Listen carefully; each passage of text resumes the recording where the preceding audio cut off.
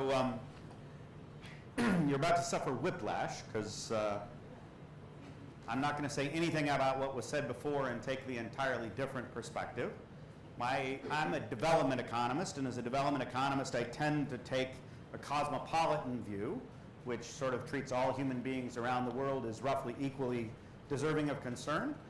And so my question is, why isn't there dramatically more labor mobility, and how does one solve several of the dimensions of the political compatibility of dramatically more labor mobility with the existing politics of nation states?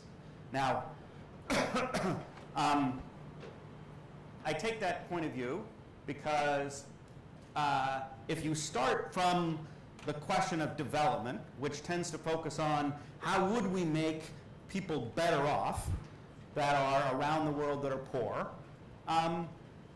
the fact of the matter is the easiest, simplest, most reliable way to help a poor person is to allow them to work in a rich country, because there are intrinsic productivity differentials across places. Most poor people in the world are not poor people. They're people trapped in poor places where the place has low productivity. And if you just allow the person to move from one low productivity place to a higher productivity place, their productivity increases dramatically, and hence their wages increase dramatically. So if you look at the array of interventions that development economists and development practitioners have developed to help people, poor people in situ, where what can we do best if they don't move, it just turns out that the maximum, the best you can do is worse than the least you can do. What do I mean by that?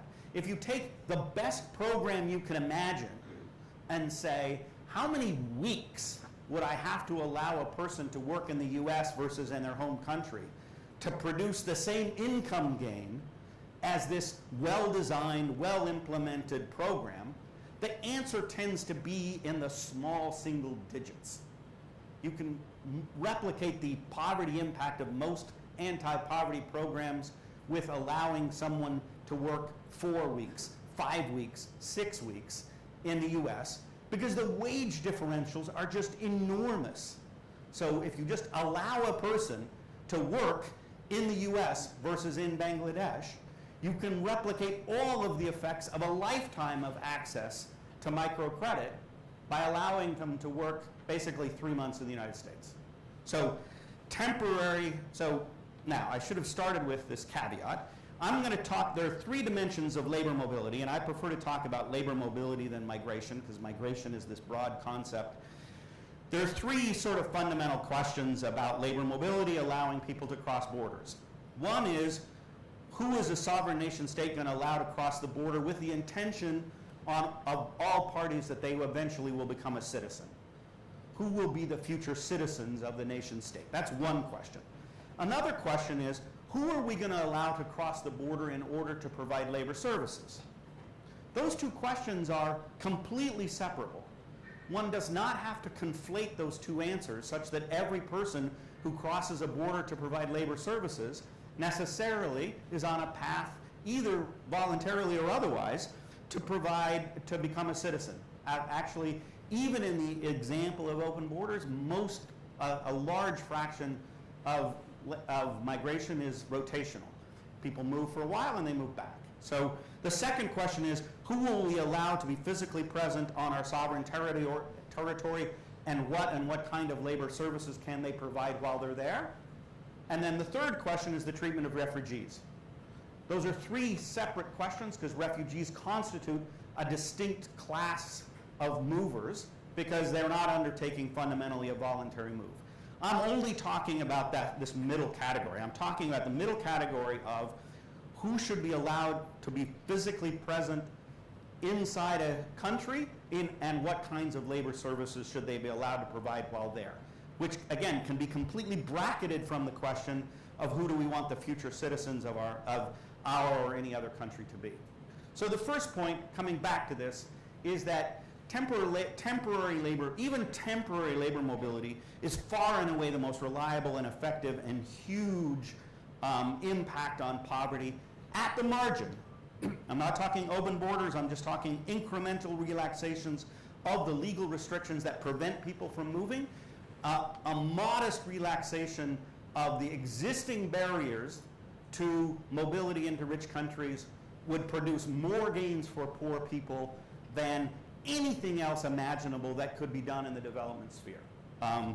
The upshot of George's presentation, if you looked at his table, was that roughly for free, America could provide $2 trillion of benefits to movers. That was his table, right? So I'm for the $2 trillion in benefits. And the question is, why can't we get to those $2 trillion politically? Now, one interesting thing is that in spite of the fact that this is just a factually obvious characterization, development is completely off the labor mobility is completely off the development agenda. If you look at what gets discussed when people discuss development, you know, migration isn't on there. You look at the SDGs, which were this massive UN exercise to formulate what a vision of development was, like labor mobility just played no role at all. The only phrase was that migration should be safe, orderly, and regular. It's like zero magnitude migration is safe, orderly, and regular, right? That's not a pro-labor mobility stance at all. Matter of fact, it's kind of more concerned that the rich countries are able to control their borders, orderly and regular, than it actually is that there be more of it. So strangely, in spite of the fact that there are trillions of dollars of unrealized gains from labor mobility, it's just not on, you know, the development agenda. It's not on the WTO agenda, it's not on the IMF agenda, it's not on the World Bank agenda, it's not on the UN agenda. It's not even sort of on the development advocacy agenda. So I think, and I wish I could see my slides, but you know, there's tons of advocacy organizations about human trafficking. So, which again has this ambivalent stance towards labor mobility, right? After all, if nobody ever crosses the borders, there's no cross-border human trafficking. But there's like very few NGO advocacy that say we want more labor mobility. We want more people able to cross borders in order to provide labor services. So the upshot is this is just unlikely to change in the existing configuration of international organizations because international organizations are exactly that, international, which means the people who represent those organizations inside the organizations are nation states. And the particular configuration of the gains from labor mobility is they accrue to people who move across nation states. Host nation states tend to underrepresent the interests of those people, and sending nation states tend to underrepresent the interests of the people. So far, it's been very difficult to get an international forum in which the primary, if not exclusive, voices are the voices of nation states to be particularly aggressive about promoting the interests of people who are going to move across nation states. So there are a variety of international organizations, but none of them have really adopted this as their primary agenda, nor are they likely to, given the configuration and the way in which international and multinational agreements work. So this leads us to the sort of, but that said, that doesn't mean that there can't be effective international advocacy or there couldn't be an effective international organization that promotes development-friendly labor mobility. Because there are, in fact, instances in which there are dramatic successes in the advocacy domain that kind of wouldn't necessarily have been predicted from a simplistic analysis of power and who's powerful in the world. You might think Big Pharma is like this enormously powerful thing that would prevent things that weren't in the interests of Big Pharma. Well, Big Pharma got its ass kicked with respect to HIV therapies. Basically, the advocacy movement said they should be provided at incredibly low cost relative to what Big Pharma was charging for those drugs. They won completely. The movement around the Jubilee movement about debt. You might have thought forgiving African countries their debt was just this impossible thing when arrayed against the, you know, international power of capital.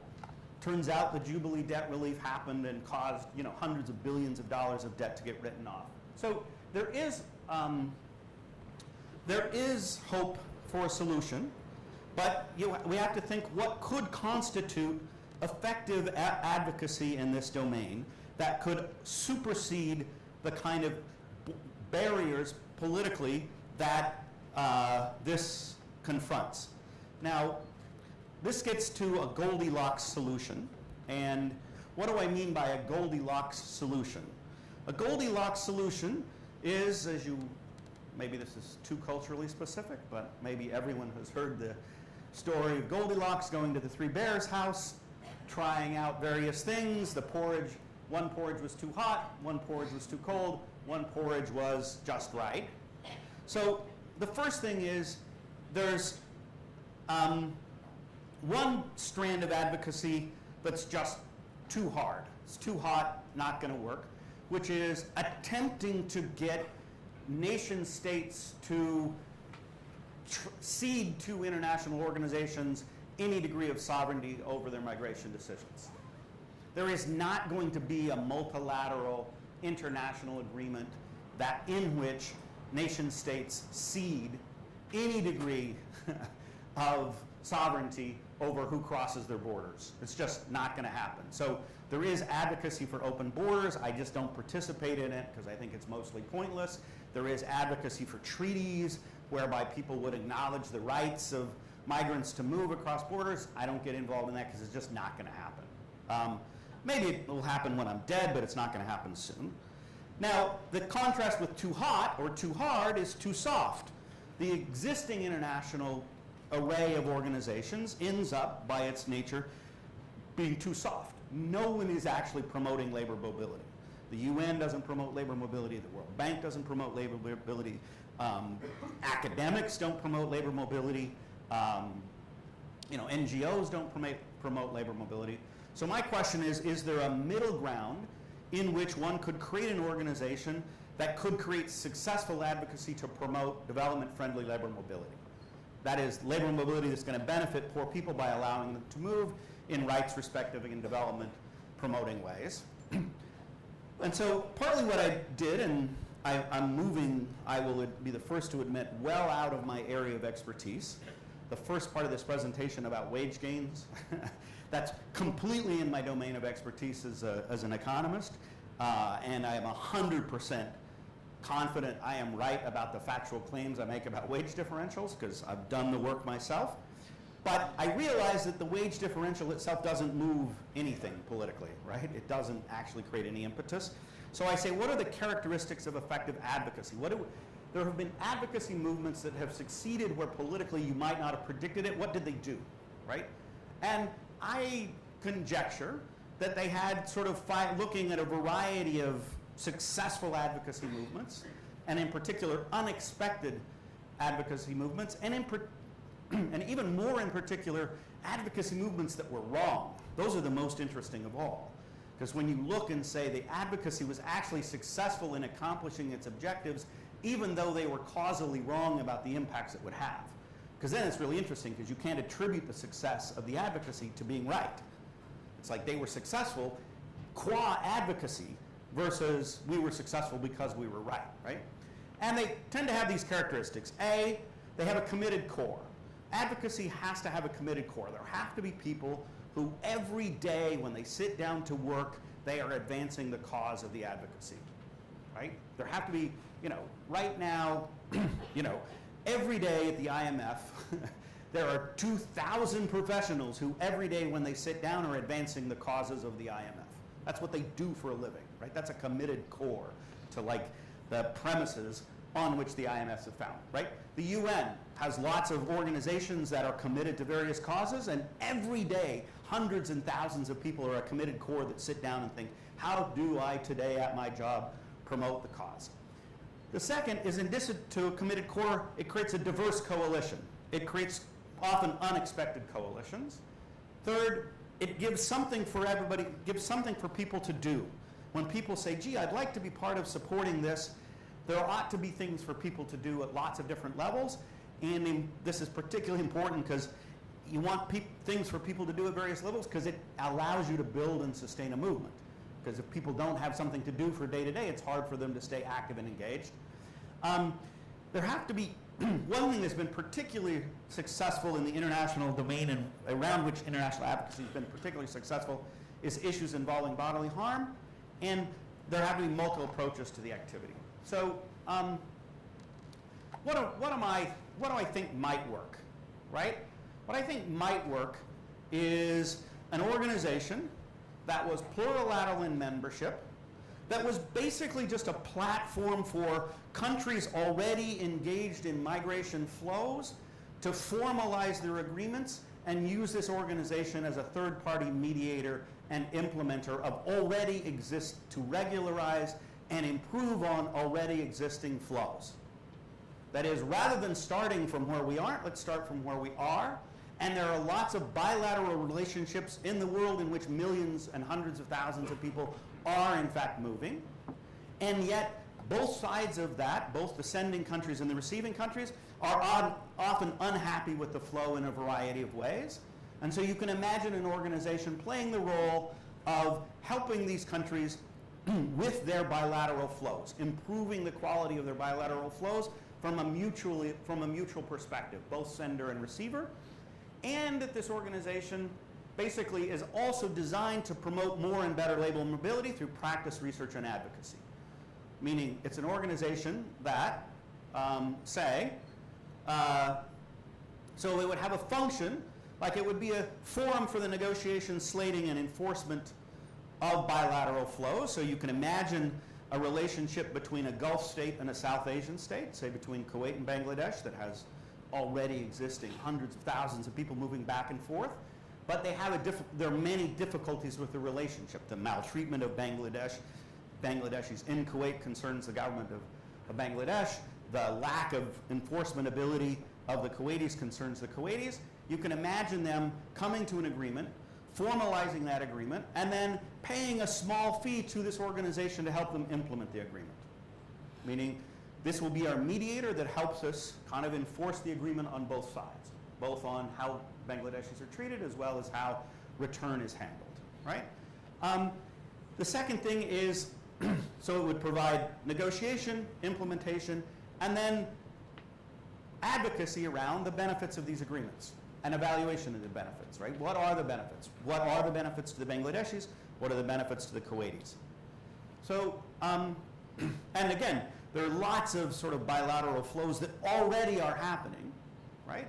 But are happening in a completely kind of mostly irregular way without any kind of formalized agreement in which the sending country completely the host country, by the way, usually completely dominates the terms on which the relationship happens, which actually leaves the host country and the sending country both unsatisfied. So now, the point is if even you took the existing flows, the existing gains from flows measured as the wages of the people who move, so if we measured like here's the trade that's already happening, and then said what if we collected a 1% fee on this mobility to say we're going to create a professional association, and in order to participate in the professional association you have to pay your dues, and your dues are just 1% of the total volume, right? You would actually generate like way more money than you would need to run an organization like this. You would generate $260 million a year just off these few listed bilateral flows. So even if you collected 1/10 of 1%, so the parties involved said we're going to pay a dues to this organization to help with implementation support of 1/10 of 1% would still generate $26 million, which is already orders of magnitude larger than the total available budget for labor mobility advocacy in the world. Believe me, having spent 10 years in the labor mobility advocacy business, there is no money in it anywhere. And there are comparable organizations like this in the world that basically the members are some combination of nation states, participants, professional associations.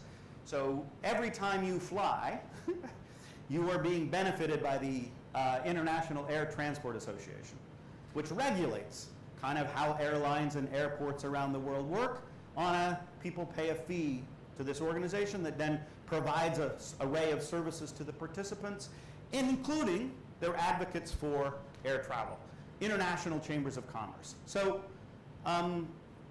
the idea would be to try and find something where we do find a way in which the receiving countries feel they benefit, the sending countries feel they benefit, the workers feel they benefit, and the people involved, both as employees and as brokers, feel they benefit from a regularization.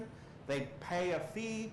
That fee acts like a professional association that provides services, but from that, some modest amount of the surplus skin that's devoted to creating a committed core that can create the effective advocacy and base for creating a network that advocates in favor of development-friendly labor mobility. Thank you very much.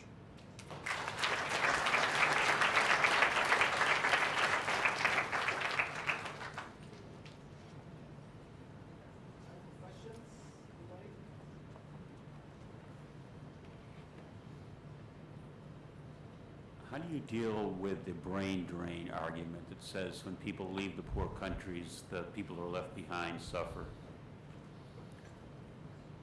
I think my answer to brain drain is cortex vortex. And why do I say cortex vortex? Because the only reason people talk about brain drain is because it rhymes. Literally, the only thing the brain drain arguments going for them is that they created a phrase that rhymes. But there's really like incredibly little empirical evidence that on net brain drain is a problem, right? A. B, I would go back to Raquel's question, right? All kinds of people talk about brain drain, but when was the last time you heard somebody in a rich country complain that people in poor countries have their deposits in money center banks? So we kind of believe that people should be able to put their money in Swiss banks and US banks and British banks if they feel like it. And we've been promoting that for a long time, right? Now, exactly the same analytical arguments would apply to, we used to call this capital flight, and it took a long time for advocacy to get rid of the words capital flight, right? Which didn't have the advantage of rhyming. But, so A, I think it's mostly specious. B, there's little empirical evidence for it. C, I'm talking about exclusively about rotational migration, right? And part of my concern is that if you say to rich countries, the only way in which you can have workers work within your borders is by putting them on a path to citizenship, you know what rich countries will do? They will try and choose the people to put on path to citizenship that precisely would have provided the biggest gains to their own citizens had they stayed. And hence, it will exacerbate to the maximum extent possible whatever concerns they are about brain drain. Whereas I'm talking about rotational labor mobility that by definition has cortex vortex. Brains are going back and forth in a vortex between sending and receiving countries, and so none of the concerns about brain drain apply to the narrow issue I'm talking about, which is rotational labor mobility.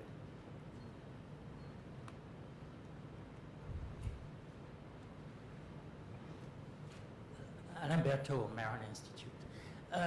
You, at the beginning of your talk, you made the contrast between poor area with low productivity and rich area with high productivity. You seem to have a rather static view of this. Would it be possible that some area which were, say, 30 years ago low productivity become high productivity? Shenzhen, for instance. Which, yeah, of course they do. You know, so, well. And? Well, that means that's, you know, they might be, how was Shenzhen started? By, okay. By so first of all, so yes, anything that poor countries can do to increase their productivity, I'm in favor of. Great. Sure. I mean, I spend actually, since there is no money in labor mobility, I spend 90% of my time on asking the question, what can countries do in terms of policies or institutions or whatever to increase the productivity within their places, right? But what I'm saying is right now that's 100% of the development agenda is what you're talking about, right? And, you know, the actual fact of the world is the world is incredibly more unequal today than it was 50 years ago in absolute terms. So that... in some countries.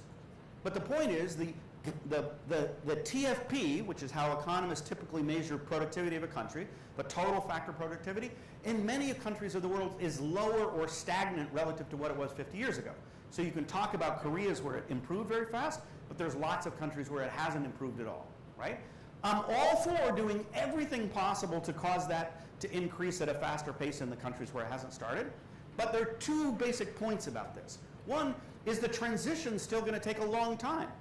Suppose Ghana today started growing at, instead of TFP 0, which has been its TFP roughly over the last 50 years, to TFP of 2%, which is like a super and extraordinarily fast as you can imagine TFP growth. Well, GDP would, GDP in Ghana would catch US levels in roughly 50 years. Okay, great, we're doing all we can do to improve Ghana in the interim, but still, for 50 years, there's going to be massive wage differentials between exactly the same intrinsic productivity worker in Ghana as the US. Why not, in the interim, also let some Ghanaians rotate between the low productivity and the high productivity economy? I just think there are orthogonal issues. So, great. About what? Yeah, but there's all kinds of labor mobility. But the point is that what's stopping labor mobility across countries in the world today is people with guns. Right? And the people with guns are perfectly controlled in many instances by the voters of the people of those countries. Right? So the problem with labor mobility today is that coercion is being used with the full complicity of the voters to stop people from moving to jobs that employers would be willing to pay them the going wage to do. And that dramatically lowers the opportunity set of people trapped in poor places. It's coercion, plain and simple. It's coercion that's politically driven and perfectly democratic in the current environment. And the question is, the only way to change that is to have advocacy make that kind of labor mobility more politically acceptable. This may be beyond your study or expertise, but it's an issue that has to be raised. The fact of the matter is that not everyone, in fact, human life is not really about economic coefficients. And quality of life does not equal necessarily an economic assessment of one's existence. The other issue is, of course, that people aren't the same everywhere you go. It's not to say that anybody's any better or worse, any more rightful of inhabiting the planet or not, but that people have, if you believe in the principle of democracy or freedom, freedom of association and freedom from association. So if people want to organize, whether it's in a local community or state, they should have the right. Yes, they should have the right. You want what you absolutely not. What you let me finish. Please let me finish. Please let me finish. What you advocate then is a one world government. Okay. Now the other issue is if you have that one world government, that's what a utopian totalitarianism. And the fact of the matter is, if you have more open borders, the borders between classes becomes more hardened, and there will be never meaningful reform in the kinds of poor countries which have a greater wealth disparity if the people who are more motivated and are more dedicated to changing their lives are allowed to leave. Then the leadership, economic and political and otherwise, and military, the people with guns, becomes reinforced in these places, and there will never be meaningful pressures on improving the demographic situations in terms of volume of people and the economic distribution in these countries, and they will be bringing those kinds of increased disparities of wealth distribution to the so-called rich countries they're going to. Okay, the time is up. Everything you just said is completely, totally, empirically false, but I don't have time to say why. So, time is up, though.